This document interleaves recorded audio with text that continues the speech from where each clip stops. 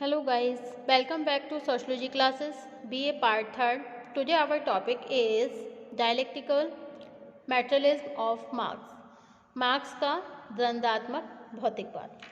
Okay, so without wasting much time, we should start this video on this topic, dialectical materialism.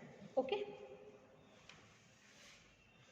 Marks के चिंतन में द्वंद्वात्मक भौतिकवाद सबसे महत्वपूर्ण अथवा आधारभूत अवधारणा है। उनके किसी भी विचार को द्वंद्वात्मक भौतिकवाद से अलग करके नहीं समझा जा सकता। द्वंद्वात्मक भौतिकवाद को समझने से पहले इसके शाब्दिक अर्थ को समझना बहुत जरूरी है। ओके, द्वंद्वात्मक भौतिकवाद में दो प्रमुख दशाओं अथवा अवधारणाओं का समावेश है, द्वंद्व तथा भौतिकता। द्वंद्व का सामान्य अर्थ दो दशाओं अथवा स्थितियों के बीच परस्पर संघर्ष होना है। ओके, परस्पर संघर्ष होना है।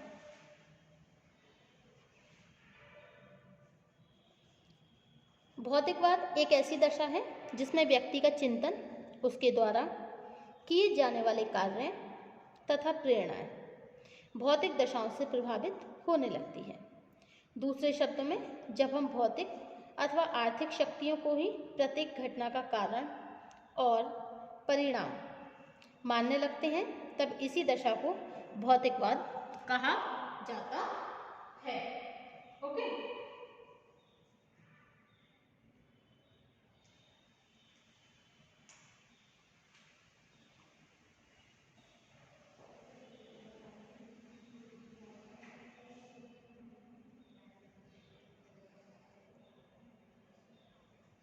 इस प्रकार स्पष्ट होता है कि द्वंद्वात्मक भौतिकवाद में ऐसी दशा का बोध होता है, ओके, जिसमें भौतिक शक्तियों के बीच होने वाले संघर्ष को ही विभिन्न घटनाओं के कारण और परिणाम के रूप में देखा जाने लगता है। शाब्दिक रूप से द्वंद्वात्मक भौतिकवाद का बहुत सरल प्रतीत होता है, लेकिन मार्क्स ने द्वंद्वात्मक भौतिकवाद को सामाजिक आर्थिक घटनाओं को समझने की एक विशेष पद्धति के रूप में प्रस्तुत किया। ओके, मूल रूप से द्वंद्वात्मक भौतिकवाद का सिद्धांत जर्मनी के प्रसिद्ध दार्शनिक हीगल के विचारों से प्रभावित है, लेकिन मार्क्स का द्वंद्ववाद हीगल के द्वंद्ववाद से बिल्कुल भिन्न है। इस स्थिति में आवश्यक है कि मार्क्स के द्वंद्ववाद को समझने से पहले हमें हीगल के द्वंद्ववाद को समझ लिया जाए। ओके, तो फर्स्ट पॉइंट है आपका हीगल का द्वंद्ववाद, dialecticism of Hegel. Okay, Hegel जर्मनी के एक प्रमुख दार्शनिक के रूप में प्रसिद्ध हैं। उन्होंने प्राकृतिक घटनाओं को समझने के लिए विचारों के विकास को सबसे अधिक महत्व दिया तथा विचारों के विकास को द्वंद्वात्मक पद्धति के आधार पर स्पष्ट किया। हीगल ने अंग्रेजी भाषा के डायलैक्टिक शब्द को ग्रीक भाषा के डायलॉग शब्द से ग्रहण किया।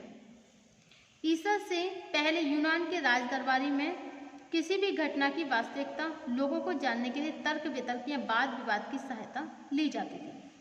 तर्क वितर्क की इसी प्रक्रिया को डायलॉगो कहा जाता था।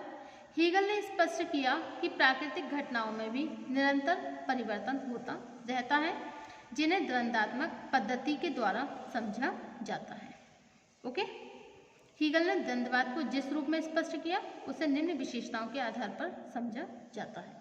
नंबर 1 है द्वंद्व या अंतर्विरोध एक सार्वभौमिक घटना है। नंबर 2, प्रकृति के प्रत्येक अंग में द्वंद्व की प्रक्रिया सदैव विद्यमान रहती है। एंड नंबर 3, प्राकृतिक घटनाओं के समान समाज का विकास भी विचारों के द्वंद्व का परिणाम है। एंड नेक्स्ट, वैचारिक द्वंद्व समाज में धीरे धीरे परिमाणात्मक परिवर्तन पैदा करता है। एंड नेक्स्ट, द्वंद्व की प्रक्रिया को वाद, प्रतिवाद तथा समन्वय के रूप में देखा जा सकता है। ओके, हीगल से पहले अनेक विद्वानों का मत है कि विभिन्न जड़ पदार्थों में होने वाला परिवर्तन कुछ बाह्य दशाओं के फलस्वरूप होता है। इसके अलावा हीगल ने द्वंद्व डायलेक्ट के अर्थ को स्पष्ट करने के लिए यह बताया कि विश्व के सभी जड़ और चेतन पदार्थों में सदैव कुछ अंतःविरोध पाया जाता है, कुछ अंतःविरोध पाया जाता है। ओके, अब नेक्स्ट है आपका फीवरबॉक का भौतिकवाद। फीवरबॉक का भौतिकवाद, फीवरबॉक्स मैटेरियलिज्म। ओके, हीगल तथा उनके अनुयायियों के अतिरिक्त तो मार्क्स का द्वंद्वात्मक भौतिक फीवरबॉक की भौतिकवादी विचारधारा से भी प्रभावित हुआ। फीवरबॉक ने अपनी पुस्तक ईसाई धर्म का सार एसेंस ऑफ क्रिश्चियनिटी 1841 में धार्मिक विश्वासों को ऐसे अलगाववादी तथ्य के रूप में स्पष्ट किया जो लोगों को वास्तविकता से दूर ले जाते हैं। उनके अनुसार धर्म ही व्यक्तियों का शोषण करता है।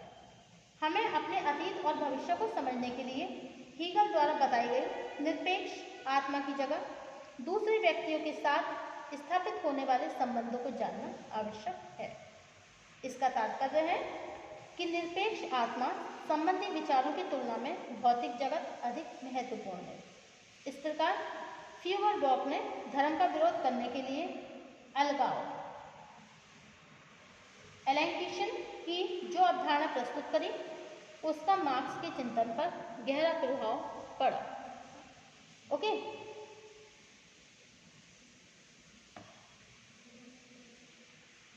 अब नेक्स्ट है dialectical materialism of marks. Marks ने लिखा है मेरी द्वंद्वात्मक पद्धति हीगलवादी विचारों से भिन्न ही नहीं है बल्कि उसकी पूर्णतः विपरीत है। हीगल के अनुसार चिंतन की प्रक्रिया जिसे वह विचार कहते हैं वास्तविक संसार को बनाने वाली एक स्वतंत्रता सत्ता है, मतलब एक स्वतंत्र सत्ता है तथा वास्तविक संसार विचारों का ही एक ग्राह्य तथा दृश्य स्वरूप है।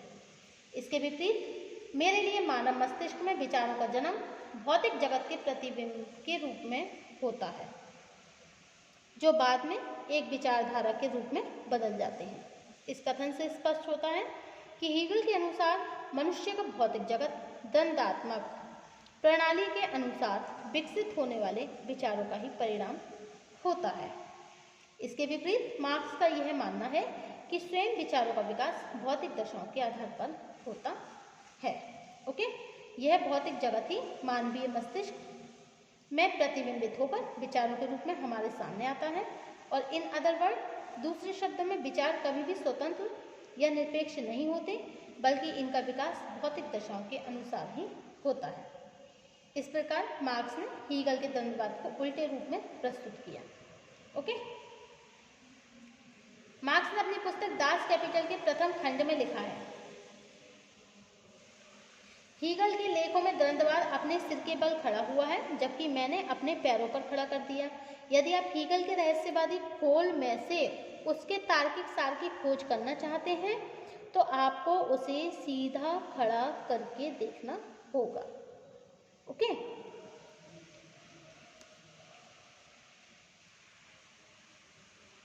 according to David Comte, my dialect method is not only different from the Hegelian but is its direct opposite to Hegel, the life process of the human brains, the process of thinking which under the name of the idea he even transforms into an independent subject, is the demiurge of the real world, and the real world is then the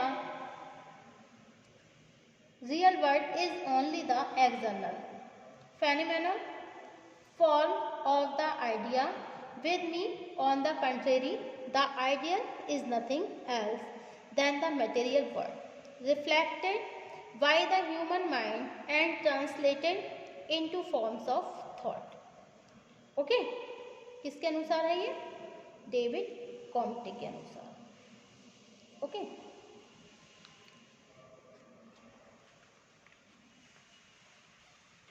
अब है आपका द्वंद्वात्मक भौतिकवाद की विशेषताएं। Characteristics of dialectical materialism. Okay, characteristics of dialectical materialism. विभिन्न विद्वानों ने marks के द्वंद्वात्मक भौतिकवाद तथा द्वंद्वात्मक प्रणाली को अनेक विशेषताओं के आधार पर स्पष्ट किया। इनकी सहायता से द्वंद्वात्मक भौतिकवाद की प्रकृति को सरलतापूर्वक समझा जा सकता है। नंबर 1 है द्वंद्वात्मक भौतिक पदार्थ को प्रमुख मानता है। 1 पॉइंट क्या है? द्वंद्वात्मक भौतिक पदार्थ को प्रमुख मानता है। नंबर 2 प्रकृति के सभी तत्व परस्पर संबंधित होते हैं। एंड नंबर 3 प्रकृति में गतिशीलता तथा परिवर्तनशीलता होती है। नंबर 4 पदार्थ में होने वाले परिमाणात्मक परिवर्तन गुणात्मक परिवर्तन उत्पन्न करते हैं। ओके। एंड नेक्स्ट प्रकृति तथा मानव समाज के प्रत्येक भाग में अंतर्विरोध निहित होते हैं। मतलब प्रकृति और मुख्यतः मानव समाज में परिमाणात्मक परिवर्तन के साथ क्या होते हैं? कुछ गुणात्मक परिवर्तन होते हैं, पर वो क्यों होते हैं? इसे स्पष्ट करने के लिए मार्क्स ने यह माना है कि प्राकृतिक घटनाओं के समान मानव समाज के विभिन्न पक्षों में भी परिवर्तन, विकास, विनाश होता है, लेकिन एक निश्चित बिंदु तक पहुंच जाने के बाद भी इसमें एक गुणात्मक परिवर्तन होने लगते हैं। ओके। अब नेक्स्ट है परिवर्तन में विकास की दिशा नीचे से ऊपर की ओर होती है। ओके। नेक्स्ट द्वंद्वात्मक भौतिकवाद एक सार्वभौमिक घटना है। ओके। द्वंद्वात्मक भौतिकवाद ये जो डायलेक्टिकल मैटेरियलिज्म है is a universal incident. Okay. According to Timasheff समाज में चाहे कितना भी सहयोग और संगठन हो, कुछ समय बाद यह व्यवस्था प्रगति में बाधक बन जाती है तथा प्रतिवाद के रूप में एक नई व्यवस्था जन्म लेने लगती है। नई और पुरानी व्यवस्था के समर्थकों के बीच जो भी संघर्ष होता है उससे एक व्यवस्था की स्थापना हो जाती है और इस नई व्यवस्था को उसके विनाश के बीज छिपे होने के कारण कुछ समय बाद उसमें परिवर्तित हो जाते हैं और इस प्रकार द्वंद्वात्मक प्रक्रिया निरंतर आगे की ओर बढ़ती रहती है। Okay. Thank you for watching my YouTube channel. Thank you so much guys. और नेक्स्ट टॉपिक होगा हमारा द्वंद्वात्मक भौतिकवाद के उद्देश्य और महत्व, objective and importance of dialectical materials. Thank you.